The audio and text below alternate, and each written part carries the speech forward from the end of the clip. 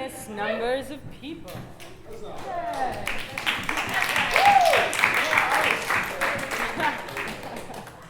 So I'm Adrienne Mackey. I'm Brad Brennan. Don't start a nonprofit. So the order of things for today, Brad and I are going to start off with just some thoughts, some definitions. Some of it may be review for folks that are really, really schooled in this, but some people may be brand new to the conversation, so we just want to make sure everybody starts on the same page.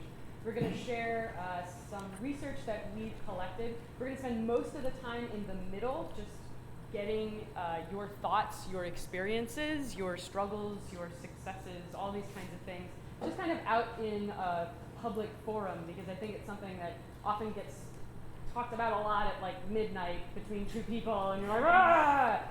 But is often not something you get to discuss in air conditioning with snacks. And then at the end, we're just going to share some research that we've done with other artists outside of Philadelphia, just conversations that we've been having with different people. And then we're going to end the day with some discussion of potential solutions among the full group. And then Thaddeus Squire, who is from CultureWorks, is going to have another little conversation that he and I have been having recently as well. So that's the plan. We have to turn out the lights. Sorry. So, Adrian and I are gonna squeeze behind this little tiny laptop. Don't start a nonprofit. So, yeah, don't start a nonprofit.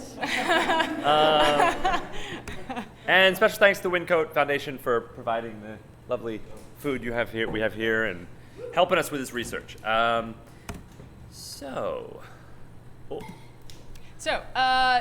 Basically, everybody who is here today, who is an artist, is trying to make your best artistic work, right? Your goal is to make art. Most artists are self-funding their work in a variety of ways when they first start making it. Generally, you're paying for things with your own money. You're donating your time, both creative and administrative. You often are asking other people to donate their time to collaborate with you. And you tend to have all kinds of complicated beg, borrowing, barter systems to get the stuff you need. So, in other words, we usually begin in a DIY model. You sort of just are doing things yourself and figuring it out as you go along. You know how to make the art. The other stuff just sort of happens when it can happen. We think a lot about how we plan our artwork, but we don't always plan our administrative structures because that's not the stuff we love. So now Adrian and I are each going to talk a little bit about our paths. We have two different paths that we've taken. I have a company called the Berserker Residence. We're an ensemble of 3 writer-creators who collaborate with different directors, designers, and companies. The company exists to support the work of this ensemble from project to project. The Berserker Residence have made 5 original shows in 5 years. We've toured 2 of the pieces to New York. We've published one of our plays. That's us right there. How do the Berserkers work? In the beginning, we functioned as more or less what you could call an individual artist, even though there were 3 of us. We paid for the work out of our own pockets. Jersey Devil, our first show, we each put up $500, and that's how we paid for it. We donated our time and did not pay ourselves. For our first 3 shows, we did not pay ourselves a lick. Currently, we have a fiscal sponsor, and we're going to talk about what a fiscal sponsor is a little bit later through Fractured Atlas. And our last 2 shows were commissions, which meant that a lot of the administrative burden was taken on by a larger nonprofit, and we could sort of just throw all the administrative stuff away and let them handle it for us. So me, I have a company called Swim Pony Performing Arts. It's a solo auteur sort of single artist model. So I come up with all the ideas and then I invite other people to join me. And again, similar to Brad, the company exists to support my stuff. Swim Pony was technically founded in 2010, but I'd spent 7 years sort of project to project self-producing. I've done 2 shows with a larger producing entity, Live Arts, which I imagine you're all familiar with. And then one fully staged project called Survive, in which there was no producing entity. Like every single aspect of the show, from soup to nuts, was Swim Pony. Great. Sorry. Still my turn. So how do ponies work? So in the beginning, same as Brad, I was a project-to-project producer. I paid out of my own pocket, or in some cases, very small, like individual grants that I applied for. And the admin work was split among producers, and most of the time, producers meant me. Now, I think in contrast to Brad, I also have fiscal sponsorship. I actually have a few fiscal sponsors, depending on the grant. But for me personally, that has meant an exponential amount of funding that I personally raise for my company. I have 2 official shows, one self-produced, one with an outside producer. And I'm essentially a one-woman admin machine. So like the entire company is just me. So now we're going to talk a little bit about, just to show you how this sort of, the journey from DIY to larger producing entity. So the first show we did together in Philadelphia, Brad and I, was called The Ballad of Joe Hill. There's some folks in this room there in Eastern State Penitentiary. It was a loose collective of artists. We just sort of asked people to come on board with the project. There weren't a lot of parameters about what that would mean. Everybody donated their time. It was mostly funded by the 2 of us, with some small donations from friends and family, using Theater Horizon as a fiscal sponsor. And everything was cash-based. There's no bank accounts involved. And as such, mostly it was totally illegal. In terms of reporting to the government, we didn't do any of that. So nobody, on paper, the show never existed in the business sense. And we spent about $2,000 total for the piece. And when we went back and kind of roughly estimated, about 10% of the time working on that show was non-artistic work. Survive, which we did in 2010, was defined. We signed contracts for all the people involved in it. We used a fiscal sponsor in a really meaningful way for the first time. It was a mix of self-funding, some small grants, and our first major foundation source. We paid a stipend for everybody. It was about $1,200 for 6 months, which I think is like $4 an hour when it all worked out. We did do taxes legally, and we declared all of that income. We actually kept bookkeeping records for the first time. We spent about $23,000, and 50% of our time was non-artistic. So the last show that I worked on was Lady M at the Live Arts this past year. In this case, it was mostly me and a couple select collaborators in charge. It was my first attempt at paying people weekly for a portion of the process. It was a lot of grant writing. It was just grants, grants, grants all the time, with some support from a producing entity. It was a very high-tech show, and they actually pushed us into a real theater, which I like to work mostly in dirty basements. So that was a change. And in this show, I got a bank account, I got an employment identification number, I actually hired company management staff for the first time. And if you incorporate the live art costs, the show cost around $120,000. And when I went back and looked at the time over the course of the 2 years that I spent getting the show together, it was 85 to 90% of my time on the project was non-artistic. And if you are like me, you look at that number and you just go, what the F? So whether or not it's this kind of model where everything is done by you as the artist as a self-producer, or Brad's company, which has to sort of like go out and hustle for commissions, there's this huge amount of time that you're spending on the non-artistic portions of your work. And so we were sort of like, well, what the hell is going on here? And at first we were like, well, maybe the shows are just getting more complicated. But just to give you an example, The Ballad of Joe Hill is coming back in 2013 to the Live Arts Festival. It's a remount of the original story with tweaks, but it's going to be the same cast size, the same location. It'll be part of the festival, and we budget it right now between $90,000 and $100,000. So the show is the same size, but the first time we did it, we spent $2,000. So essentially, our skill at professional level producing is just catching up to the artistic process.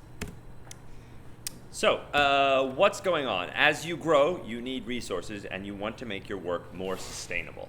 That's really the big thing, is how can you do this forever or until you decide to retire. How can you keep doing it? To get resources, you need to build structure to support your art practices.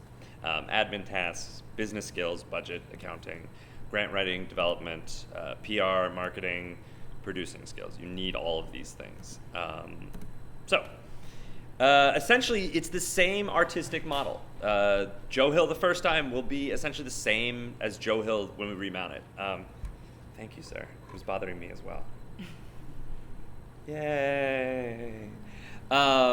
It's the same artistic model. Lengthy rehearsal process and development phase, design intensive, ensemble-led artist driven. But exponentially expanding admin and business structure. DIY model quickly becomes unsustainable as you engage in higher level professional work. And I feel like this is the point at which we really decided to undertake this project, is this point at which you are getting to a certain level in your artistic career and you come to this precipice where I feel like this is the point where most people jump off the nonprofit ledge, so to speak, because this is the place where all of this work just starts to feel like you are losing the artistic process. So just to throw that in there. Cool. So I can't live on nothing, and neither can my collaborators. But the non-creative work, to make the money, takes over my time, and I don't get to make any art. And that feels like a catch-22 that sucks.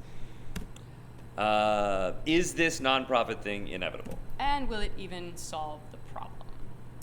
So, we're going to talk a little bit about, we sort of in our research came across, I think it's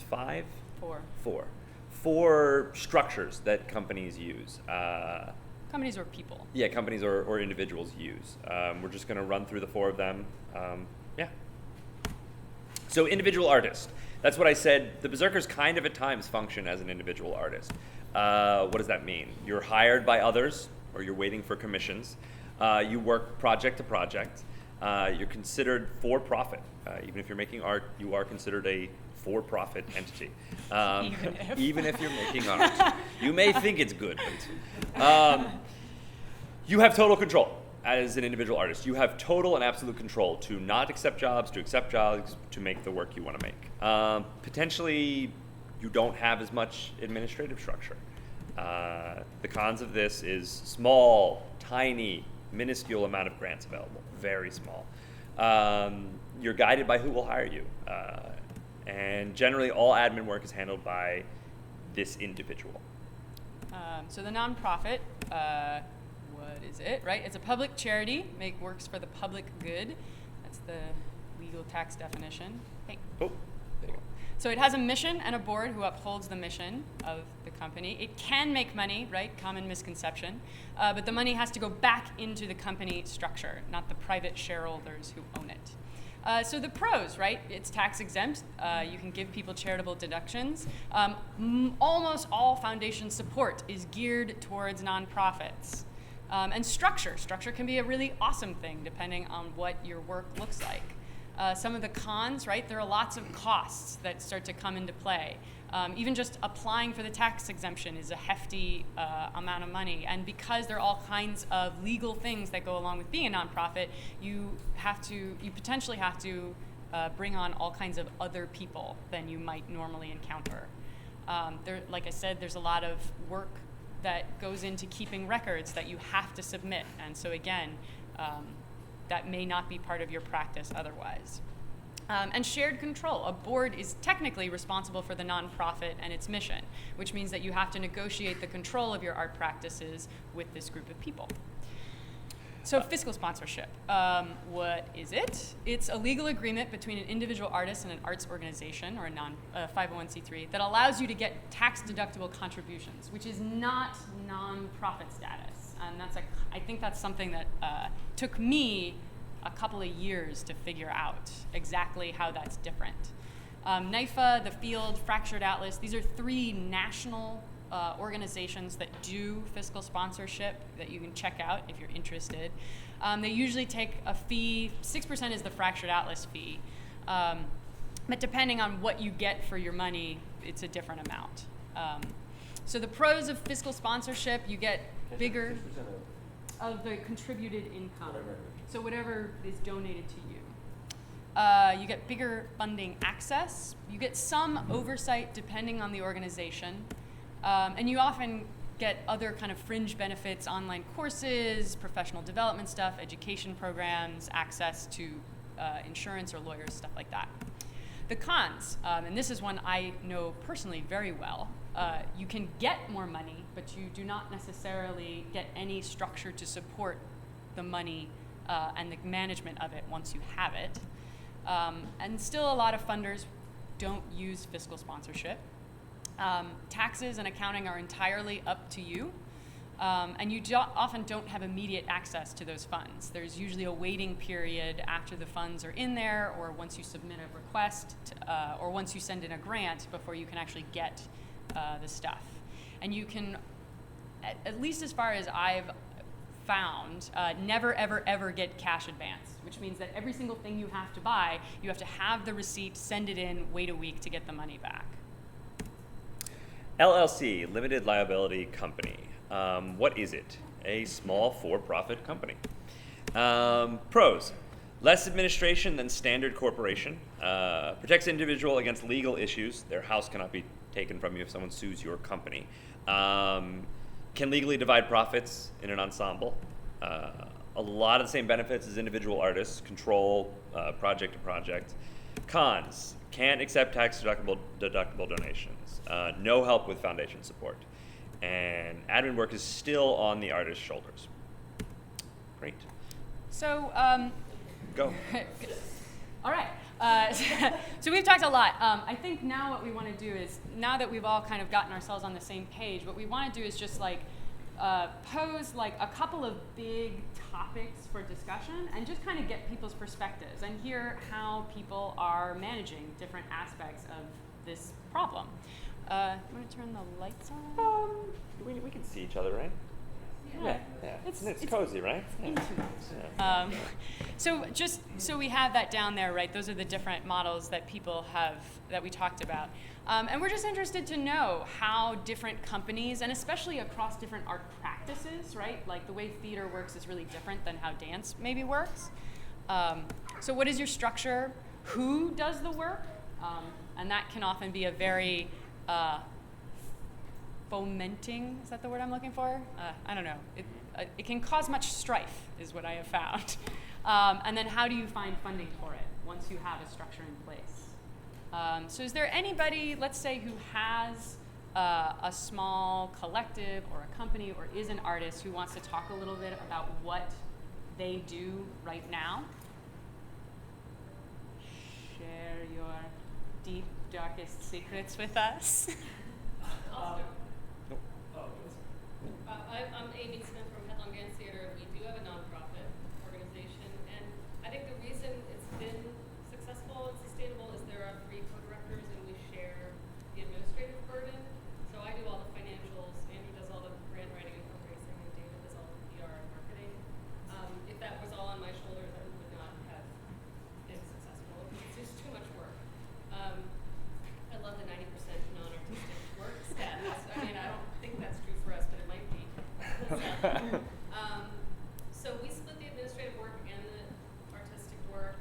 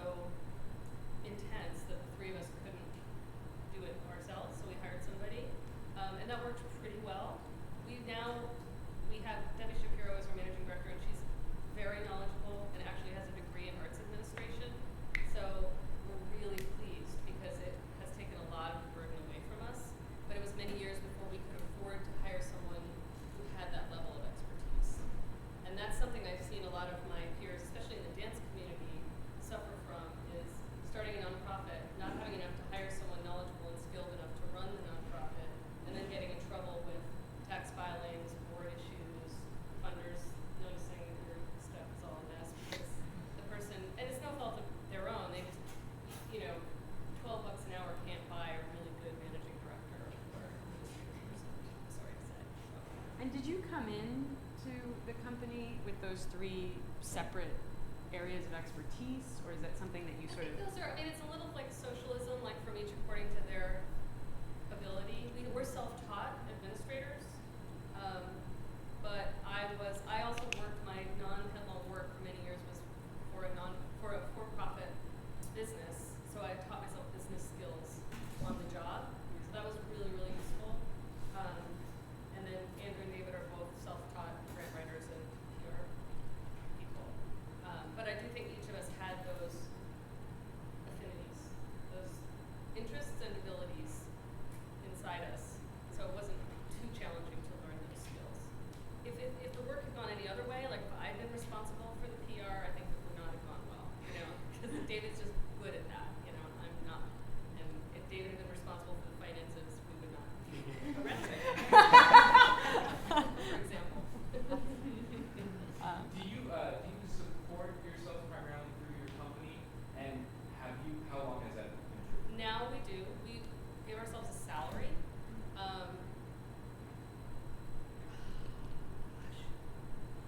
We were probably like 10 years into the experiment before we really started paying ourselves any amount of money. So it was probably, we started the company in '93, it was probably like 2000, 2002 that we started paying ourselves like 1099s for, you know, maybe $5,000 or $8,000 a year. Until that time, and including that time, it was donated, most of our time was donated. And then slowly we tried to kind of build up so that we were paying ourselves a salary, which we do now. And some of that is for the work we're doing now, and some of it I like to think is like for that 10 years of work where we weren't paying ourselves. So, but it's a huge investment of time, obviously. We always paid the dancers first, and designers and stuff like that, and paid ourselves last, which I'm not proud of, but that's just how it worked. Who else? Hi, I'm Jade Stojak. I'm the managing director of the Eastside Dance Company. But I have a little story I want to tell you that has nothing to do with that. I used to own a theater called the Triangle Theater, which is near Fort Detroit. And I started off that theater, I'm trying to make this story very short. But I started off that theater as a for-profit because I went around before I started the theater to a lot of funders, and they told me that nobody would need to fund emerging and new theater companies. Like, oh, I don't need to do that. I don't need to have a board. I don't need to tell me what to do. So I started off as a for-profit. I actually formed a corporation, not an LLC, for other kinds of reasons. And I ran the theater for a couple of years, putting all my own money into it, of course, as a for-profit. And then because we were at the point where we had a track record to start getting grants, there was no way to get grants unless you had a not-for-profit. So I started a not-for-profit. And I had both a not-for-profit and a for-profit. And I did start getting some grants, and that was great. And eventually, after 7 years of having the theater open, and I'm still putting a lot of grant work into this, even after we started the not-for-profit, and I never got paid for doing anything, and I had to learn how to do everything. After about 7 years, I ended up closing the theater because I realized that the only way I could keep the theater open was by spending 90% of my time as an administrator, and I really did not want to do that. So I closed the theater, and I now went back to what I was doing before, working as an individual artist. I direct shows, you know, when things come along that I'm interested in. And now I work doing administrative work for other companies, for Leah Stein, and I also work for another group called International Performing Arts for Youth, their general manager. So I've kind of been through the full circle, and I would definitely advise people not to start. That sounds just gonna be like AA. Yeah, totally. My name is Amy, and I have a nonprofit. I'm just curious how once you started the nonprofit, how that interacted with the corporation shell that like rented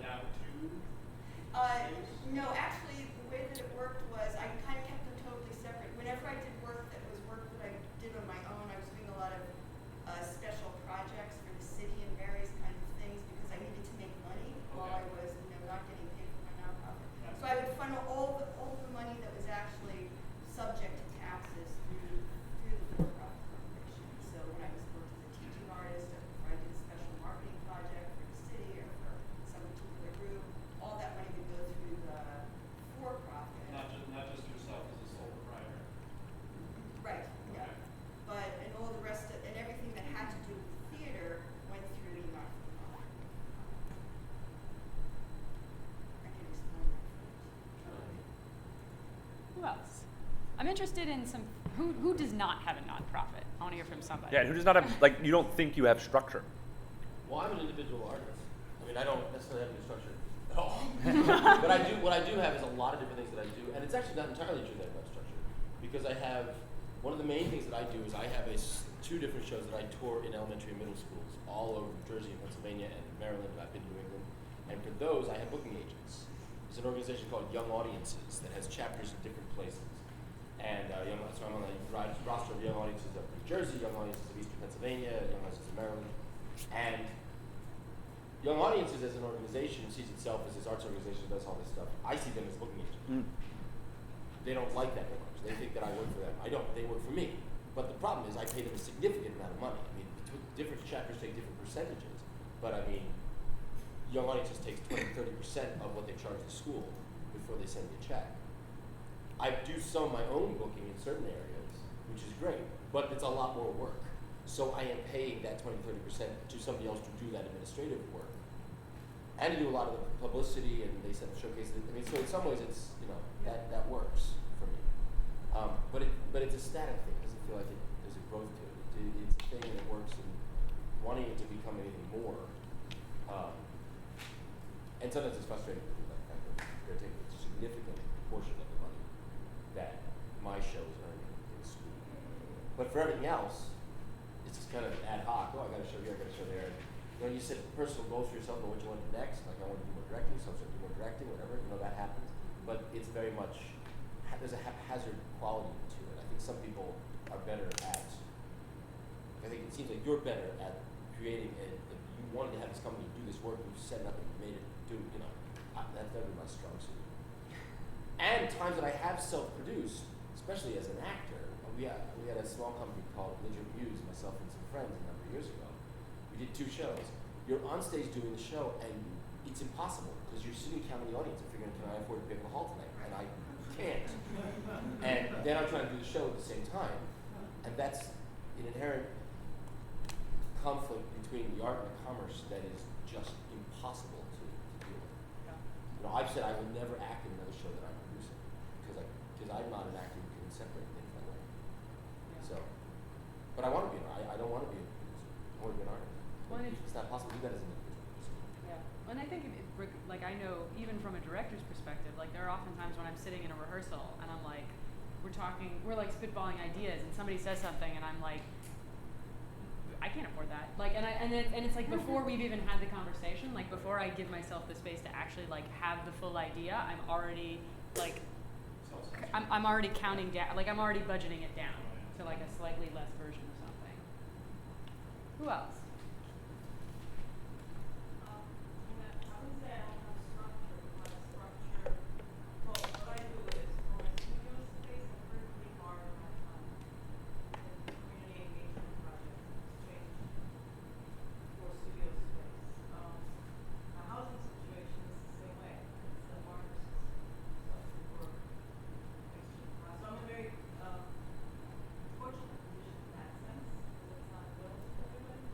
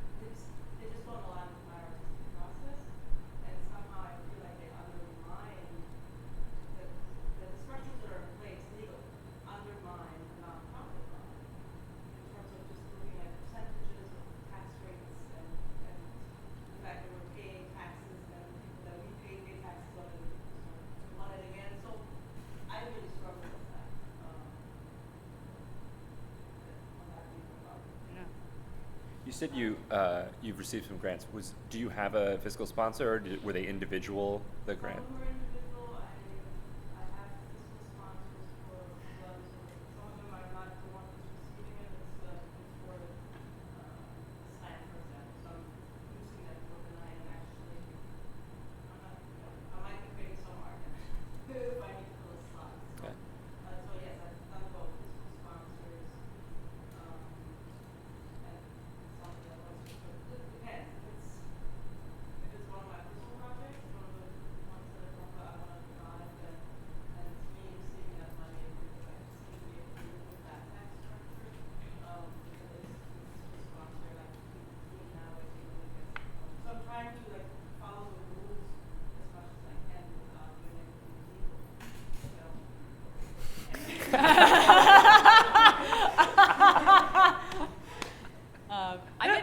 I'm interested maybe in this second question a little bit as well. Who does the work? Because I know a lot of times you form a group because you are creative partners, which may or may not jive to being awesome business partners. So I'm wondering if folks would share their experiences in that. That's kind of what I'm doing. Or I'm a sponsor, I'm not sure. But I want to make cabaret, specifically rock theater cabaret. And I was doing it alone. I did 2 shows independently that I paid for, and I paid nobody money. And I got a club to pay everyone $100. And then Brad gave me a resident artist opportunity, which meant they were going to give me funding to explore this work further. But then I raised the same amount that they gave me personally through Kickstarter, but because of the company, I was able to get the attention. And then I've been production manager for every show, and handled all the pre-production and all the casting and approving the marketing design and writing the text copy and blah, blah, blah, blah.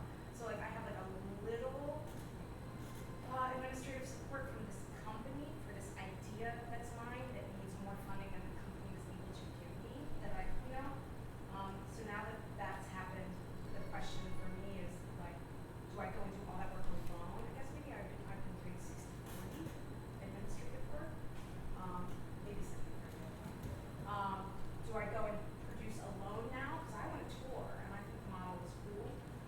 Or do I hang on the sale of this company that exists already when I want to be my own artist? Or do I start a cabaret company? And if so, do I start it alone or do I start it with people more than Brad has provided limited funding and limited admin to get me to that point. Yeah. One of the other big things about who does the work is, just to throw it in here, is, and one thing that, especially people doing non-traditional theater, with non-traditional rehearsal processes, that type of thing, is equity screws you. Yeah. Because equity, unfortunately, doesn't have any model that it has no contract model that is based on creating non-traditional work. There's work being done to try to make that happen. Kitson O'Neill right now is doing some work to make that happen, but that work has been going on forever. When I was at Bloomsbury Theater Ensemble in the 90s, we were trying to figure out a way that the ensemble could all be union, and there was just no way to do it, just the way that things were structured. So that's another, in terms of who does the work. If you want to hire equity actors, it's a big problem, and there are things you can do. There's project code, and there's the fringe code, and there's all those things, but they're not designed to be something you can use all the time. They're designed to be a one-time thing so to get you started. With our company, the second show, 2 of us from equity, we paid ourselves equity contracts, which meant we had to pay a paymaster, we had to pay taxes, and it ate our budget. You got it. I mean, it's the biggest line of your budget. Yep. is equity-related expenses. So if that's an issue, who does it?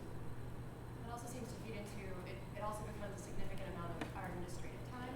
In the Philadelphia Artists Collective, Dan and Damon Grissom are today representing them.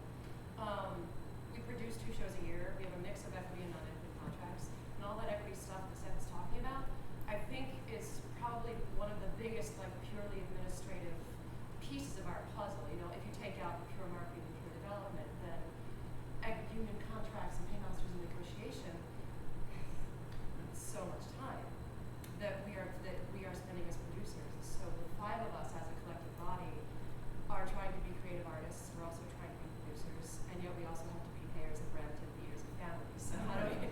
And we are literally at the beginning of this conversation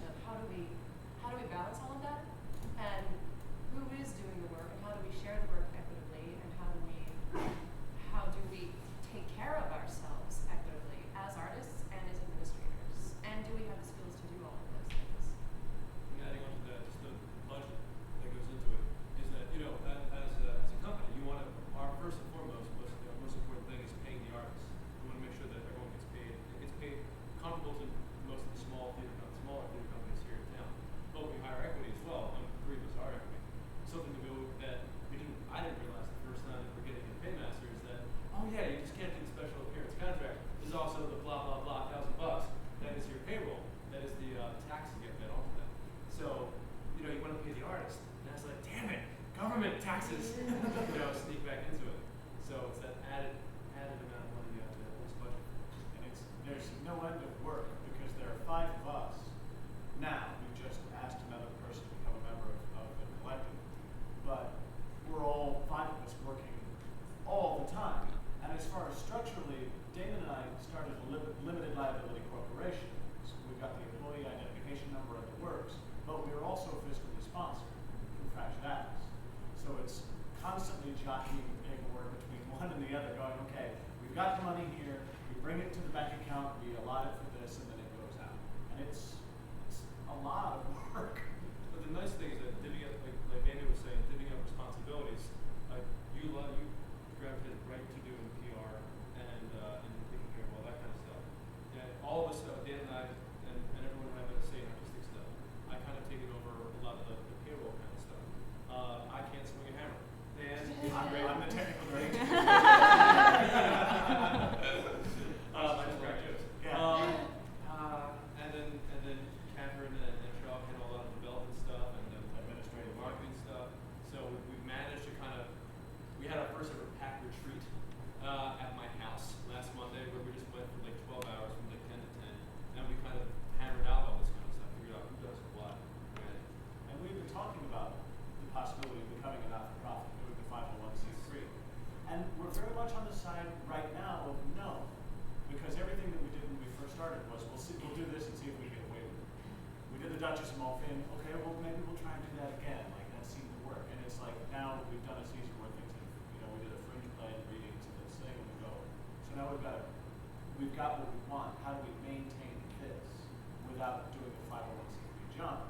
Because we would love to be able, if it's like a hard year, then we gotta cut something from that. And if we're beholden to a board, we can't. Can I just point out something about these guys that I think is really admirable? And this is something I've been playing around with in my own brain. When you have a nonprofit, you write a budget for the year to come, and you hope that you're going to raise like $100,000, and you're going to pay yourselves each this amount of salary. If one of those grants doesn't come through, suddenly your budget is $80,000. You have to scramble to figure out, okay, we've cut our salary. How do we manage this new number? One of the things you guys have done that I think is really great is raise money through Kickstarters or whatever to create a piece. And these are not giant pieces. They're like 10,000, maybe $20,000 pieces. But each one, it seems like they raise the money to create it, and then the earned income from selling the tickets is sort of the nut that goes towards the next piece. And I think that's really cool. Sort of like each process, instead of saying like, well, we hope we're going to raise 20,000, and if we don't, we have to figure it out. It's like, well, we already have 5, 8, or whatever from the ticket sales of the previous show that kind of goes towards the next show. I think that's Which is using yeah. earned income to Yeah. support the next project. Which has been awesome so far, but the rising amount of administrative time and needs. Like we've been so grateful for that too, and it's been amazing to walk into a season and say, wow, we already have this much to start with, but we haven't been factoring in any administrative fees for ourselves, Yeah. which when we were just producing one show was manageable, I think, for 5 of us. But now that we're producing a full season and Right. looking at that and starting to write grants, is suddenly we're looking around going, oh wait, we're spending how many hours Right. doing this work on top of full-time jobs? Right.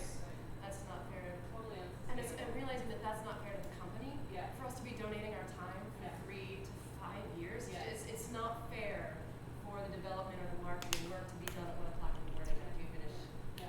making money. You know Oh, what I mean? yeah. So how do we fix that, guys? We came here for answers. We'll get there. I mean, I feel like one of the things, and we'll go to the next slide in a second, but it sounds like from the room, for folks who haven't made the jump into nonprofit, it sounds like if you're an individual artist, almost everybody who's in that model is doing some kind of hybrid of a lot of different things, right? Like using all kinds of different factors and shunting them into one thing. And it seems like that kind of complexity is the rule, not the exception, in terms of the folks we've talked to.